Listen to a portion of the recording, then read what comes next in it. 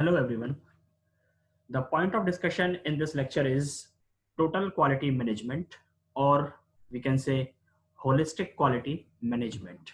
In this particular lecture, we are going to discuss elements of total quality management, Deming's principle, Deming's 14-point philosophy, or we can call it principles of total quality management, and we are also going to discuss what is PDCA cycle. So these are the 3 points of discussion in this particular lecture.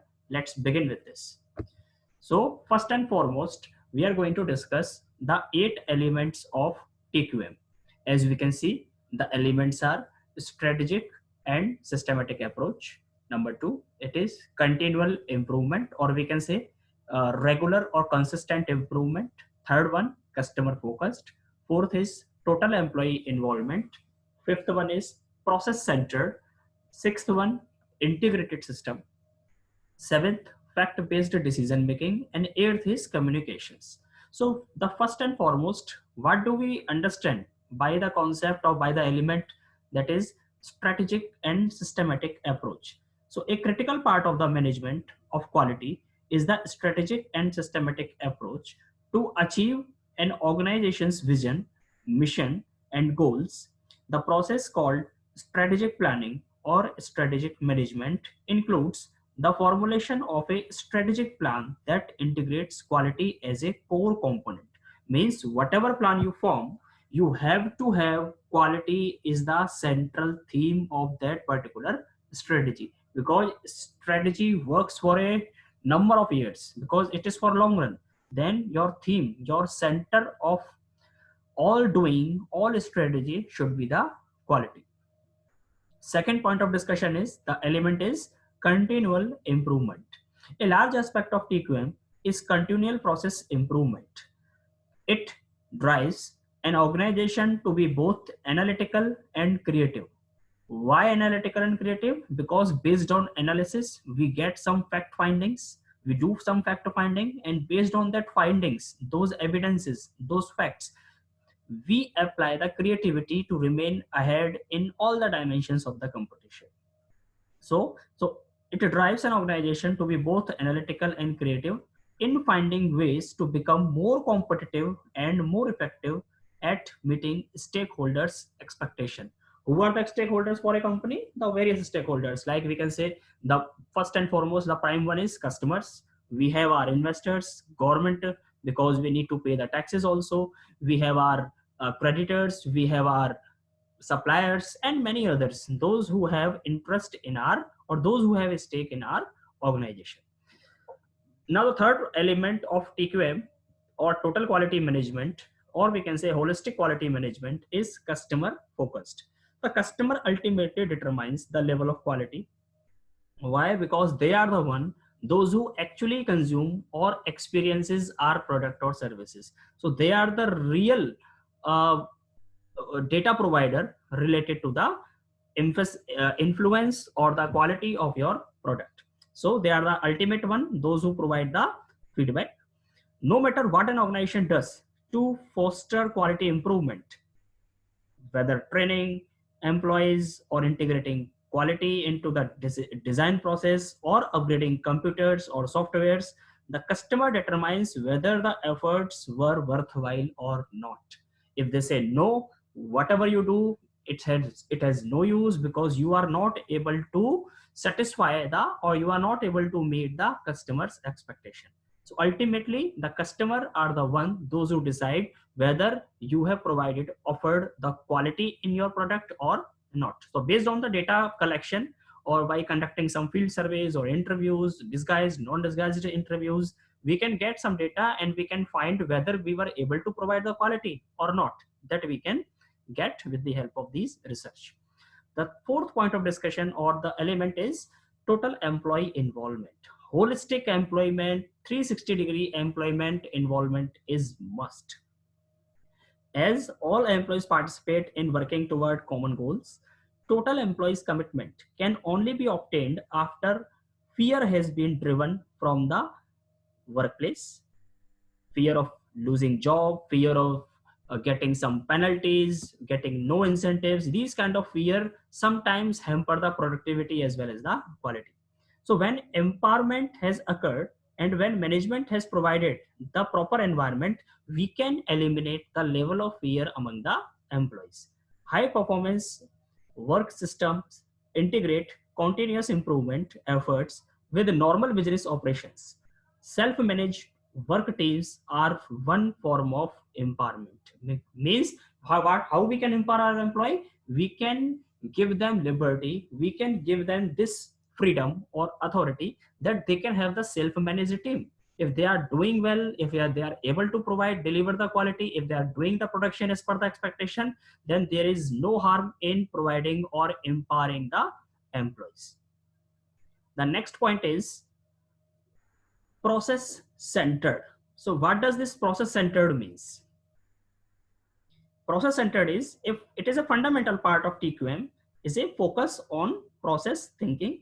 A process we can define this process as a series of steps that take inputs from suppliers, whether they are the internal or external, and transforms them into outputs that are delivered to the customer, or we can say the final product that we deliver to the customers. The steps required to carry out the process are defined, and performance measures are continuously monitored in order to detect unexpected variations. So you have to remain process centered. If your process is good, if it is fit as per the timeline, as per the scenario, then definitely you will be able to deliver the quality in your process as well as your finished products which you supply to your customers. The next is integrated system. Although an organization may consist of many different functional specialties, often organized into vertically structured departments, sometimes it is horizontal process interconnecting these functions that are the focus of TQM. We can also add some more input or insights into this particular point, that microprocesses add up to the large processes and all processes aggregate into the business processes. As we know, these are the small components in a business itself that if we accumulate them together, then we can call it as a holistic business processes, which is required for defining and implementing strategy. Everyone must understand the vision, mission, and guiding principles as well as the quality policies, objectives, and critical processes of the organization. Business performance must be monitored and communicated continuously. So these are the various important insights that everyone has to be aware with the vision, mission, objectives, current goal, strategic goals. Then only if they have the clarity about these insights, then only they can perform unanimously. Otherwise, variation will always take place. They will not be able to focus upon what are the targets, what are the quality standards. They will always remain confused. An integrated business system may be modeled after the Beltridge Award criteria and incorporate the ISO 9000 standards. And every organization has a unique work culture, and it is virtually impossible to achieve excellence in its product and service unless a good quality culture has been fostered. So you have to foster that good quality culture inside your processes, inside your teams, inside your employees, top level, middle level, or lower level, whatever. You have to foster the quality culture in your day-to-day processes. Thus, an integrated system connects business improvement elements in an attempt to regularly improve and exceed the expectations of customers, employees, investors, creditors, or government, whatever are the stakeholders. You will be able to satisfy their expectation. The next point of discussion, the element is fact-based decision making. So what do we mean by fact-based decision making? That in order to know how well an organization is performing, data on performance measures are necessary. Means you have to collect data related to the performance, that how your labor is performing, what is the performance level of your employees, your workers, your managers, your team supervisor, your team leader. You have to check performance on regular basis. TQM requires that an organization regularly collect and analyze data in order to improve decision making accuracy, achieve consensus, and allow prediction based on past history. So we can apply multiple tools. It's like a statistical quality control, product control, value control. There are various methods which we can apply to check the performance, to inspect the performance of our stakeholders, like employees, specifically employees. The next and last point is communications. Most important, that during times of organizational change as well as part of day-to-day operation, effective communications play a vital role in maintaining morale and in motivating employees at all levels. Communication involves strategy, method, and timeliness. Because if your employees are not aware about your current policies, plans, schemes, award scheme, non-monetary, monetary benefits, how to achieve them, what are the various tasks to do to achieve a next level of promotions, if they are very much clear, then only they can perform in a much better manner. So communication has to be on regular basis among your all the stakeholders, so that the employee engagement, the customer engagement should foster in your organization. So that's all about the 8 elements of TQM. Now let's move to the next topic of discussion, which is PDCA cycle. What does this PDCA stands for? This stands for P as a plan, D as a do, C as a check, and A as a act. So we can call it plan, do, check, act methodology. So what it is all about? Let's go inside it. The first and foremost, or we can say that step one is your plan. It means, as we have already studied in our 11th and 12th class as well, that what do we mean by plan? That we do some planning, we estimate, we decide something for future, which we do, that we are going to formulate. That formulated policy or that formulated plan we are going to implement in the future time period. So we prepare ourselves for the future, that we call a plan. So plan, want you want to improve. What's the main barrier to overcome your problems? So there can be these questions also, as you can go through in the slide also, that how can you eliminate it? Whatever are the problems, how we can eliminate it? What is the possible solution that you need to identify and plan accordingly? And what needs to be done to overcome it? How we can eliminate the impact of that particular problem? We have to plan well in advance, so that when problem comes in on real time basis, we can act quickly as possible and we can solve it without wasting any more time on it. The second is do. When we plan, then the second step, immediate step, is do. So whatever we have planned, take action based on those plans. Conduct the improvement on a small scale and see if what you thought would happen will indeed happen. Means at a larger level, or sorry, at a small level, for a trial basis, on a demonstration basis, you can check that whatever you have planned, whatever is your probable or possible solution, whether it is really feasible. If it is working on a small level, then definitely it will work on a larger level. So we can rely more if we test it well in advance. The third one is check. Check means observe and gather the data. Means whatever actions we have taken based on the plan, we have to now observe the data of all the steps which we have taken to implement it. So we have to collect the data. Did it work as expected? That we need to inspect by way of again apply various methods. Has the problem been eliminated or not? That we can check by doing analysis of that collected data. And the last step is act. It means react based on the result. If results are favorable, if they are as per the expectation, we have to remain with us. We have to stick with the plan which we have implemented or formulated. If the data is not favorable, then we have to think upon something new. For that purpose, again, we need to plan. So in that manner, this cycle works. Now the next point is Deming's 14-point philosophy, or it is also generally known as Deming's 14-point principles. So before moving into the principles, let's know something about that. Who was this Dr. W. Edwards Deming? So he was basically an American engineer, statistician, professor, author, lecturer, and management consultant. Means he was versatile, multi-dimensional personality. Educated as an electrical engineer and later specializing in mathematical physics. And Deming was also a professor at New York University's Graduate School of Business Administration and taught at Columbia University's Graduate School of Business. So these are some inputs about his personality, that who was the W. Edwards Deming. So now let's move forward with his 14-point philosophy.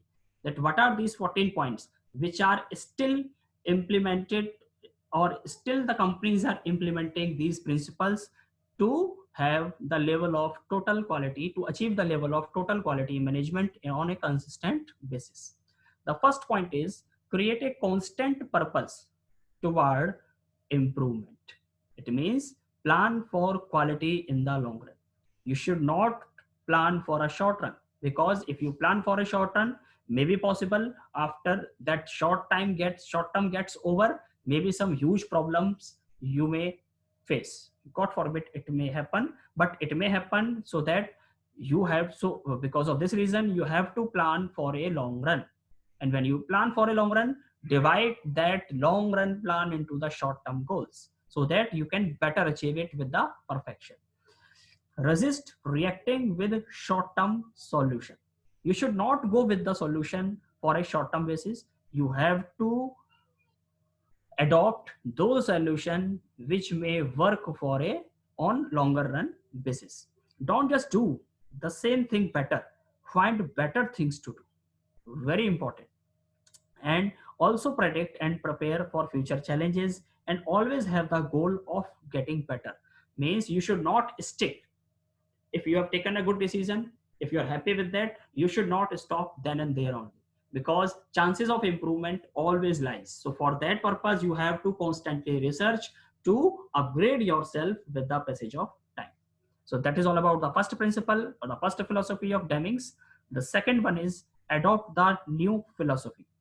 Why new? Because time is changing, time is dynamic.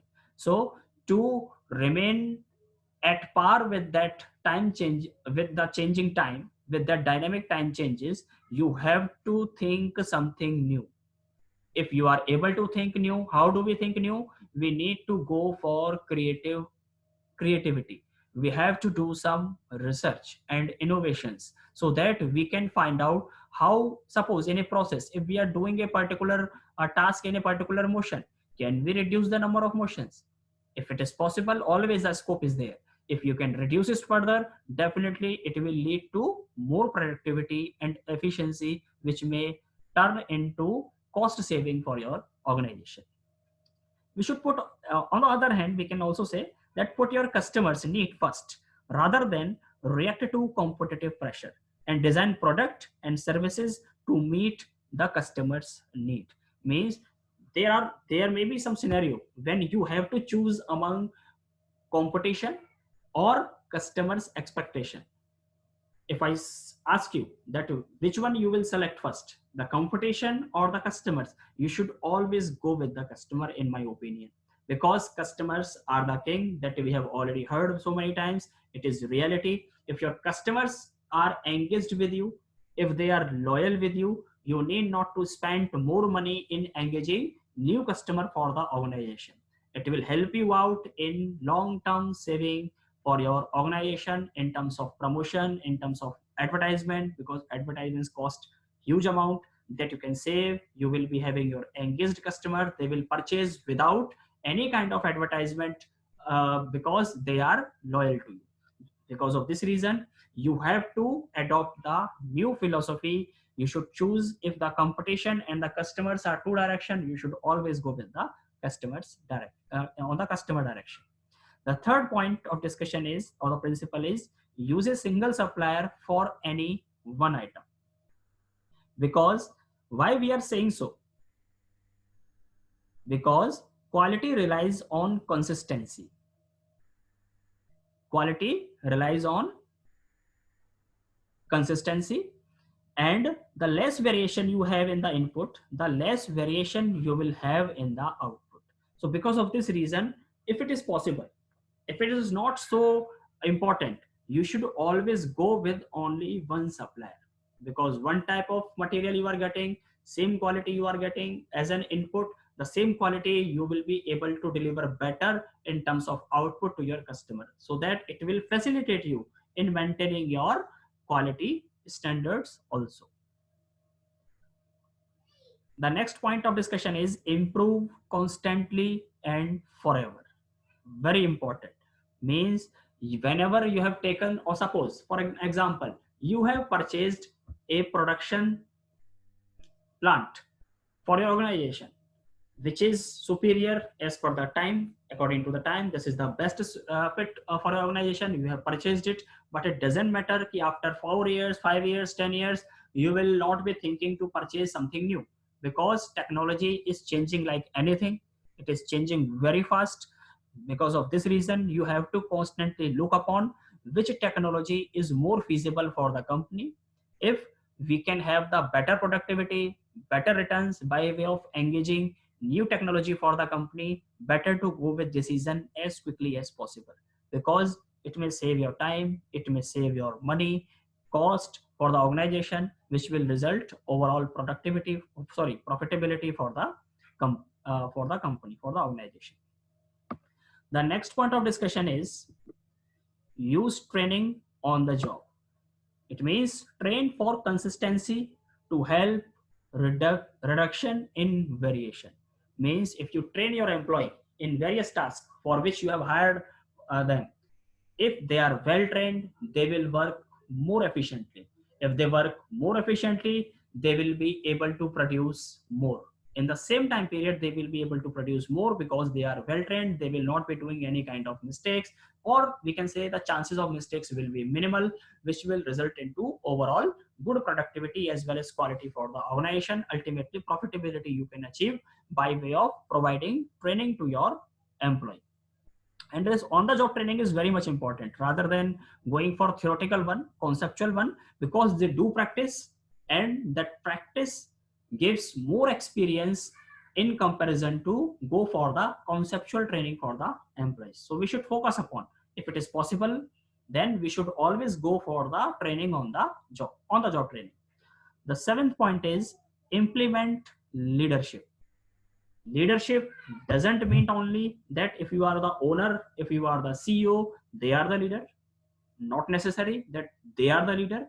What you need to do, you have to find out leader within a manager. Again, I'm repeating that you have to find out a leader within a manager. If you are able to empower if you are able to transform a manager into a leader, then what are the various positive impact? That employee will work willingly. You need not to emphasize them.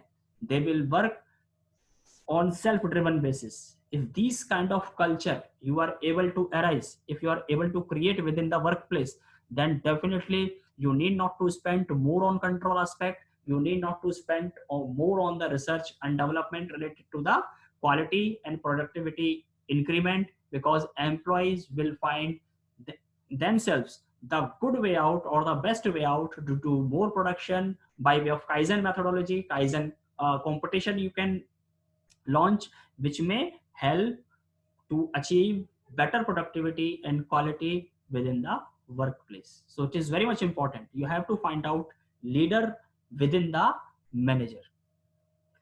The next point of discussion is eliminate fear. So what does it mean? It is expect your supervisors. Okay, what does it mean? That allow people to perform at their best by ensuring that they are not afraid to express ideas or concern. Mean you have to motivate your employees that they can share their ideas, they can share their thoughts. Because suppose if we talk about a labor, if you are not taking, if he is not able to express his thoughts, his mindset, then definitely you may lose a great idea, because an idea can come from any direction, from any person, whether he is an owner or he is a labor, anyone can give you the best idea. So you should not ever underestimate your labor also, because they are the one those who are actually working with the machines, with the system, so they can better tell you what are the various way outs or what are the various improvement chances which you can implement, and you can get the best output by implementing that particular idea. So you have to eliminate fear, you have to motivate them that they can express themselves easily with their immediate boss, with the superiors, and let everyone know that the goal is to achieve high quality by doing more things right, and that you are not interested in blaming people when mistakes happen. If you will always blame them if they commit a mistake, they will not try something new, they will bind them up, they will bind them to follow the same methods, same methodology every time. But if you allow them some chances of errors, may be possible that in those chances something good, some constructive or significant idea may turn out. So for that purpose you have to motivate them rather than scolding them or threatening them about their work. The next point is break down barriers between departments. Very important and strong points among the Deming's 14-point principle, that if you are able to generate or if you are able to create the collaborative environment within the workplace, HR can easily get involved with the marketing, marketing can easily get involved with the purchase, purchase can easily get involved with the research and development, every department can get involved with the R&D.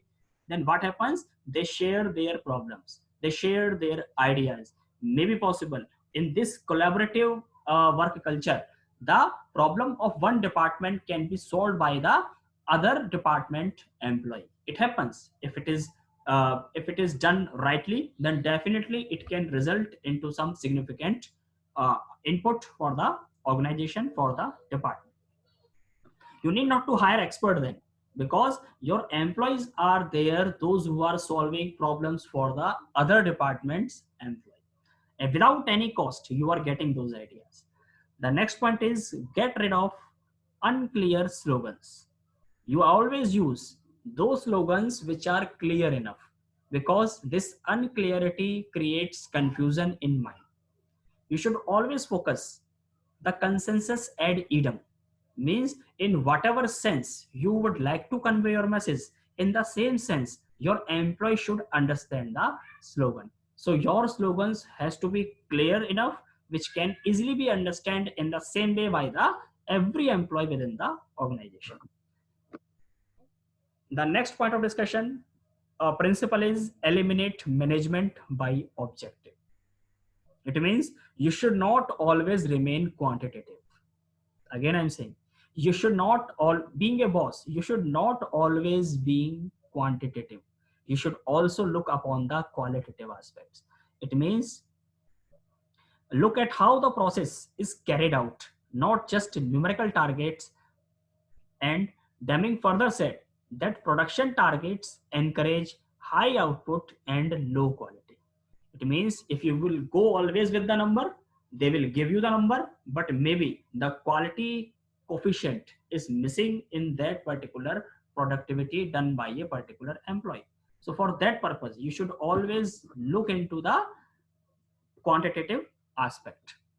The next point is implement education and the next point is remove barriers to pride of workmanship. It means allow everyone to take pride in their work without being rated or compared. If you will always rate them, they will feel demotivated. And treat workers the same, and don't make them compete with other workers for monetary or other rewards, because over a period of time the quality system will naturally raise the level of everyone's work to an equally high level. The next point is implement education and self improvement. It means improve the current skills of worker. For that purpose you have to conduct regular training and development programs so that they can enhance their skills. And if you are able to enhance their skills, better productivity with quality and efficiency, you can get the targets achieved. The last point is make transformation everyone's job. It means improve your overall organization by having each person take a step toward quality. Because as we know very well that if we every drop is countable to fill a pitcher. Every drop, by accumulating all the drops, you can only get the ocean. So for that purpose, every employee is important, and you have to consider each and every employee on equal basis, analyze each small step and understand how it fits into the larger picture, and use effective change management principles to introduce the new philosophy and ideas in these Deming 14 points. So that's all about this particular lecture, which is based on total quality management. For more videos related to operations management, business statistics, and supply chain, and other subjects of management, please like, comment, subscribe, and share my YouTube channel, Management Study by Aniruddha Vijay. Thank you very much.